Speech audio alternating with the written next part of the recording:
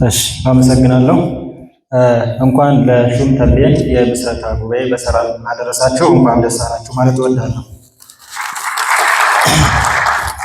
ከዚህ ቀጥዬ የአገው ሕዝብ በኢትዮጵያ ሀገረ መንግስት ምስረታና ታሪክ የተጫወተው ሚና፣ አሁናዊ ፈተናዎችና መፍትሄዎች ምንድን ናቸው የሚለው ላይ ትንሽ ትንታኔዎችን ለማቅረብ እሞክራለሁ።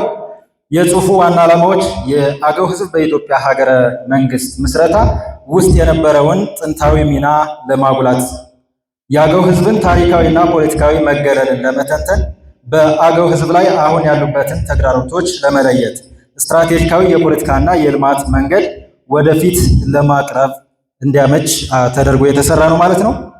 አገው ማን ነው? የአገው ሕዝብ የኩሸቲ ቋንቋ ተናጋሪ ሕዝቦች ናቸው። ፑንት፣ ዳማት፣ አክሱም፣ ላሊበላ እያል አገራዊ አበርክቶውንና ታሪክ አሻራዎችን መጥቀስ እንችላለን። ፕሮፌሰር ታደሰ ታምራት ቸርች ኤንድ ስቴት በሚለው መጽሐፋቸው አክሱም የሚለውን ለአክሱም ስነ መንግስት ስያሜ ሲሰጡ ከኩሻዊው አገውኛ አኩ ወይም አሁ እና ከሴሚያዊው ግዕዝ ሹም ጥምረት የተፈጠረ ነው ብለው ቢገልጹም አሁ ሹም በሙሉ ትርጉሙ አገውኛ ሆኖ እናገኘዋለን ይላል። ትርጉሙም ባህረ ነጋሽ ወይንም የውሃ ላይ ሹም ማለት ነው። አሁ ሹም፣ ዋግ ሹም፣ ሹም ተንቤን፣ ሹም ባህሪ የሚሉትንም ልብ ይሏል። ከዛ ጥንታዊ ቁርኝት ያለውም ይመስላል። እስከ አሁን ድረስ በአዊ አገው ባህላችን የመስኖ እርሻ ስራን የሚቆጣጠረው ወይም ኃላፊነት የተሰጠው አሁ ሹም ይባላል። ለዚህም የአክሱም ታሪክ ሲነሳ አገዎች መሰረት መሆናቸው በታሪክ መጣቀሱ የተረጋገጠ ሆኖ የምናገኘው ሲሆን የዛጉዌ ሥርወ መንግስት መስራችና ህጋዊ ወራሽም አገዎች ናቸው ይለናል። በማንኛውም ወቅትና ጊዜ አገሪቱ በተፈተነች ጊዜ ሁሉ የሚጠበቅና ከፊትም የሚቀድም ነው። በሰሜን ኢትዮጵያ ዳግማዊ ማንነቱ አገው ያልሆነ ሰው ማግኘት የሚከብድ ቢሆንም አሁን ላይ ማንነቱ ተጠብቆ ቋንቋው የሚነገርበት ወይንም አገው ስንል በኤርትራ ብሌን፣ በላስታ ዋግ ኽምራ፣ በጎንደር ቅማንት፣ በጎጃም አገዋዊ ብለን ማስቀመጥ እንችላለን። በአጠቃላይ በበርካታ የታሪክ ምሁራን እንደተጠቀሰው አገውነት በጥንቱ ከሸዋ ጀማ ወንዝ እስከ ኤርትራ አዶሊስ ድረስ የተዘረጋ እንደነበረም የሚወሳ ነው። አገው በሰሜን አፍሪካ ቀንድ ውስጥ ካሉት ቀደምት የቀጠናው ሀገረ መንግስት መስራች ህዝቦች መካከል እንደ አንዱ የሚጠቀሱ ናቸው። የአገው ህዝብ ኢትዮጵያ ታሪክ ከጥንታዊ አርክቴክቶች መካከል ቀዳሚዎች ናቸው። የፑንት ምድር፣ የዳአማት፣ አክሱም፣ ዛጉዌ የአገው ስነ መንግስት። ፑንት የጥንቷ ግብፅ ዋና የንግድ አጋር ነበረች። ብዙ ምሁራን ፑንትን ከሚከተሉት ጋር ያዛምዳሉ። ሰሜናዊ ኢትዮጵያ የአፍሪካ ቀንድን ይዞ ጅቡቲ፣ ሶማሊያ፣ ኤርትራ አገው የሚኖሩባቸው ክልሎች አጠቃሎ የሚይዝ እንደነበረም ተጠቅሷል። ጥንታዊ የአገው ቅድመ አያቶች የተሳተፉበት የወርቅ ንግድ፣ የዕጣን ንግድ፣ የባህር ላይ ንግድ፣ አዶሊስ ወደብን በመጠቀም ሲንቀሳቀሱ የነበሩ ፑንት የአውሮፓ ግንኙነት ከመጀመሩ ከረጅም ጊዜ በፊት ሰሜን ምስራቅ አፍሪካ ላይ የላቀ የኢኮኖሚ ስልጣኔ እንደነበረም ያረጋግጣል። አገውና የዳማት መንግስትን ስንመለከት ከመጀመሪያዎቹ የኢትዮጵያ ግዛቶች አንዱ ማዕከል ከሆነው የሃ ላይ የተመሰረተ ነው። የሰሜን ደጋማ አካባቢዎች ላይ የአገው ማህበረሰቦች የመሰረቱት የግብርና መሰረት የአካባቢ አስተዳደር ነበር። አገዎች ቀደም ሲል ከተጠቀሰው የኢትዮጵያ ቀደምት ነዋሪዎች መካከል በመሆናቸው ቀደም ባሉት ጊዜያት ፈረስን በማርባትና በማሰልጠን ቀድመው የሚታወቁ ናቸው። በጥንት ለምግብነት የሚውሉ አዝርዕትን እጽዋት ላይ በነበራቸው ሰፊ ዕውቀት ሳይገደቡ አህያና ፈረስንም በማዳቀል በዘረ ልማድ ምህንድስና ዕውቀታቸው የሚታወቁም ናቸው። ይህም ድንቅ የባህል ፈጠራቸው ሆኖ የተመዘገበ ነው። አገዎች የእንስሳት እርባታ ላይ ቀደምት ዕውቀት እንደነበረቸውም ይታወቃል። በቅሎ ለማግኘት ቀስ በቀስ አህያን በፈረስ ማራባትን ተማሩ። ይህም ድንቅ የባህል ፈጠራ ነው። አገዎች በፈጠራ ስራቸው ላቅ ያለ ዕውቀት ያላቸው መሆኑን በበርካታ የታሪክ አጥኚዎች ተጠቅሶ የሚገኝ ነው።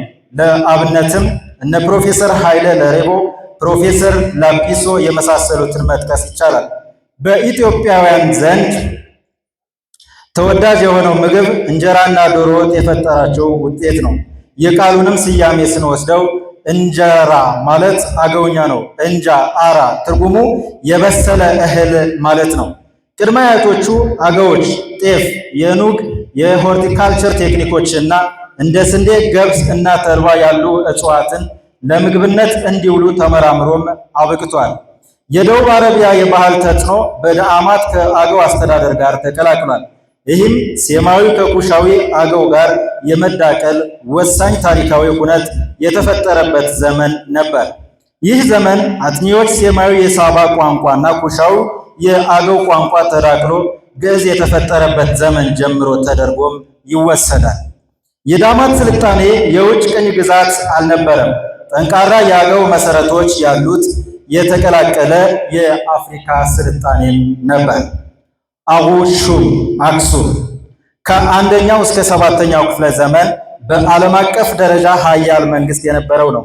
አክሱም ቁጥጥር የተደረገበት የቀይ ባህር ንግድ ከፍተኛ ሚና ተጫውታለች። አገው በአሁሹም የምግብ ምርት ማምረት፣ የአዝርት ምርምርና በወታደራዊና በአስተዳደር ውስጥ አገልግሏል። ከአክሱም ውድቀት በኋላ ስነ መንግስቱ የፖለቲካ ማዕከል ወደ ደቡብ አገው መሬቶችም መሸጋገር ችሏል። አክሱም የግብርናና የሰው ኃይል ስልጣኔዋ መሰረቷ ነች። በአብዛኛው በአገው ግዛቶች የሚቀርብ ትሩፋትም ነበር። የዛጉዌ ሥርወ መንግስት በመራ ተክለ ሃይማኖት የተመሰረተ ሙሉ በሙሉ በአገው የሚመራ የግዛት ሥርወ መንግስት ነበር። ዛጉዌ ሥርወ መንግስት ስኬቶች የላሊበላ ከአለት ፍልፍል የታነጹ አብያተ ክርስቲያናት፣ የክርስቲያናት ተቋማዊ ውህደቶች፣ ለ333 ዓመታት የተረጋጋ አስተዳደርም ነበር። የሰለሞናዊ ሥርወ መንግስትና የዛጉዌ ውድቀት በግብፅ ድርሰትና በክብረ ነገስታትና ፍትሐ ነገስት ሽፋን የተመሰረተው ሰለሞናዊ በይኩኖ አምላክ ከተመሰረተ በኋላ አገዎች ከሁሉም ነገር ከመገለል አልፎ ህሉናቸው ፈተና ውስጥ ወድቋል። ዛጉዌ ተብሎ የተሰየመው ሥርወ መንግስት የሰለሞናዊ መብት አራማጆች ህጋዊ ያልሆኑ ገዢዎች አይደሉም ብለው ይኮንኗቸውም ነበር። ይህ የሆነው የዛጉዌ ነገስታት ጳጳስ ከግብፅ የመምጣትን ሂደት አምርረው ተቋሙ ስለነበረም ነው።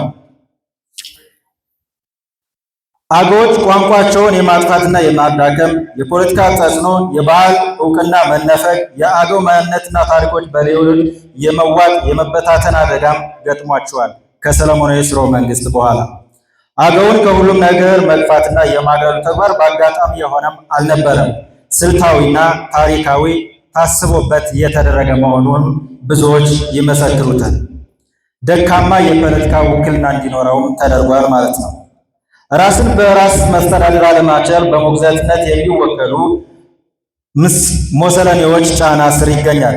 የመሬት ንጥቂያና ድንበር ግጭቶች፣ ከልማትና ፍትሐዊ የሀብት ክፍፍል ተጠቃሚነት፣ ቋንቋና ባህል መዳከም፣ መዋጥ የህልውና አደጋ ውስጥም ተጋርጦበታል ማለት ነው። እነዚህ ዘመናዊ ችግሮች ትልቅ ታሪካዊ ስሮች አሏቸው። የወደፊት ስትራቴጂ መፍትሄዎችስ? የፖለቲካ አደረጃጀት አንድነት፣ የባህልና የቋንቋ መነቃቃት፣ የአገው ማንነት ህጋዊና ልዩ ጥበቃ፣ በአገው ታሪክ ላይ የተመሰረተ ትምህርት፣ የመሬት መብቶች ጥበቃ ማድረግ ያስፈልጋል። ለሹም ተንቤን ፓርቲ የተሰጠ መልእክት ከአገዎች ላይ የአገው ተንቤን ህዝብ የኢትዮጵያ ስልጣኔ መስራቾችና የፍትሐዊነት ሰለባዎች ናቸው። በኢትዮጵያ የወደፊት ዕጣ ፈንታ ቁልፍ ተዋናዮች የሹም ተንቤን ፓርቲ የፖለቲካ መነቃቃት መፍጠር፣ ታሪካዊ ፍትህ መጠየቅና ማስከበር፣ ዲሞክራሲያዊ መብቶች እንዲከበሩ መታገል አለበት። ሰብአዊ መብቶች እንዲከበሩ መታገል አለበት። ይህ ፓርቲ ፖለቲካ ፓርቲ ብቻ አይደለም፣ እውነተኛ ታሪክ ቦታውን እንዲይዝ ለሀቅም የቆመ ፓርቲ መሆንም አለበት የሚል መልእክት ማስተላለፍ እንወዳለን። ተንቤን ማለት በአገውኛ አትንኩን፣ አትድረሱብን የሚል ትርጉምም ይሰጣል። ካነኩት የማይነካው ጀግናውና በፍቅር የሚያምነው የተንቤን ህዝብ ተንቤን በኃይል የሚመጣውን ጠላት አትንኩን ሲል ጣሊያንን ሁለቴ፣ ግብፅንም እንደዛው በልጃቸው ራስ አሉላ እንግዳና በሌላኛው ንጉሳቸው አፄ ዮሐንስ ብርቱ ጥበብና ጀግንነት መክቶ በታትኖ መልሶታል። አሁናዊ ሰብአዊና ዲሞክራሲያዊ መብቶችን ለማስከበር በቁርጠኝነትም ሊታገል ይገባል።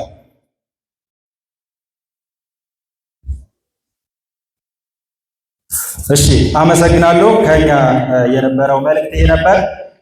የአገው ማህበረሰብ ለሹም ተንቤን ፓርቲ ለወደፊትም አብሮ ከጎን ሆኖ ከሹም ተንቤን ፓርቲዎች ጋር የአገው ፓርቲዎችም አብረው ለመስራት በዚህ አጋጣሚ ማሳሰብ እወዳለሁ። አመሰግናለሁ። የአኔን አሁን ባሉ ዝንዝነ አገው ብሔረሰብ እኔና ቦረና በጣም አወለው እሺ፣ እናመሰግናለን። አቶ ብርሃኑ ሽቱላ ተለቅ ያለ ሀሳብ ሲያነሱ ነበረ። የአገው ማህበረሰብ ከተለየ ያለው ትስስር እና በቀጣይ